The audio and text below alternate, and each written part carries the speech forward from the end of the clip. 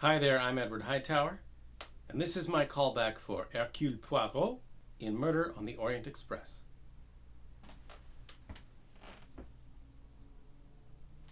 Good evening! The story you are about to witness is one of romance and tragedy, primal murder, and the urge for revenge. What better way to spend a pleasant evening together, huh? From the beginning, it was an odyssey of deception and trickery. 1 minute I could see the light like the beam of a train engine hurtling past. The next minute all was darkness, and the thread that I pulled came away in my fingers and led to nothing. I believe it was the greatest case of my career, but who am I to say? Modesty forbids it. It was certainly the most difficult I have ever encountered. And it made me question the very deepest values that I have held since I was a young man. It began in the exotic city of Istanbul. I planned to vacation there for several days after a trying case that was on my nerves. But things began changing the moment I stepped into the dining room of the world-famous Tocatlian Hotel, where the enormity of the prices is matched only by the self-esteem of the waiters.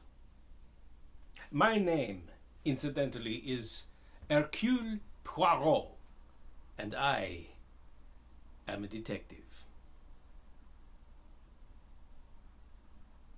And oh my God, just look at this ashtray. My people are lying down on the job. No, stop! Do you not see? There is a piece of paper that has been burned, perhaps to hide its contents. There seems to be something written on it.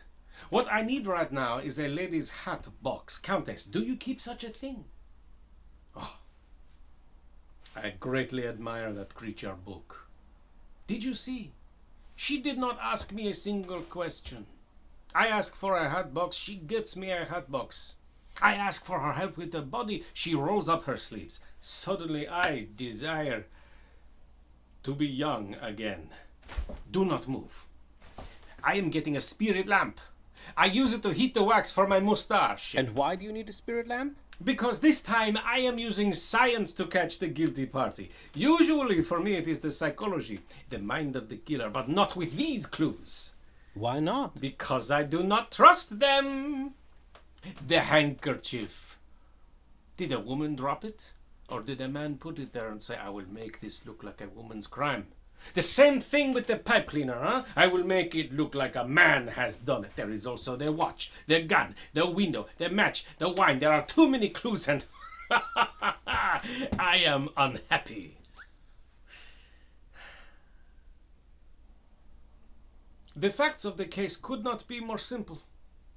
At 5 o'clock last evening, this train left Istanbul on its way to Calais with stops in between. At approximately 12:30 last night, it ran into a snowdrift and was forced to stop. And at 10 o'clock this morning, Mr. Cassetti was found with 8 stab wounds in his chest. These are the facts. C'est tout, c'est fini. However, these facts permit 2 possible solutions to the crime. Under the first solution, one of Cassetti's enemies boarded the train at Sofia and brought with him a wagon-lit uniform which he later put on. Then last night, using a pass key to enter Cassetti's apartment, he stabbed the man 8 times and left through the door to Mrs. Hubbard's compartment. Well done, my friend. You have solved the case. I have not finished. Let me propose a second solution, because 2 unexpected events made the first solution impossible. The first event was the snow which forced the train to stop. It meant that the killer now had a very big problem. Where could he go? He could not get off at the next station because there was no next station. So unless the killer could fly, he must still be among us on this train. He must be one of you.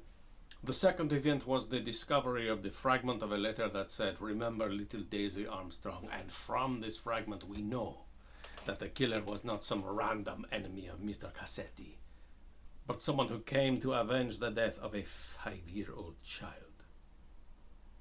Now, with these facts in mind, the second solution took root, and little by little it has blossomed in its terrible ruthlessness. The first clue leading to this solution appeared within an hour of my arrival at Istanbul, when I learned that there was not a single ticket left on the first-class coach of the Orient Express. It is never sold out at this time of year. That is ridiculous. And it was ridiculous. Why was this train so suddenly full? But thanks to Monsieur Bouc, I had a berth on the train, and soon on the platform I met an astonishing company of actors. Hungarian, French, Russian, Swedish. What were all these people doing on the same train? Something was amiss.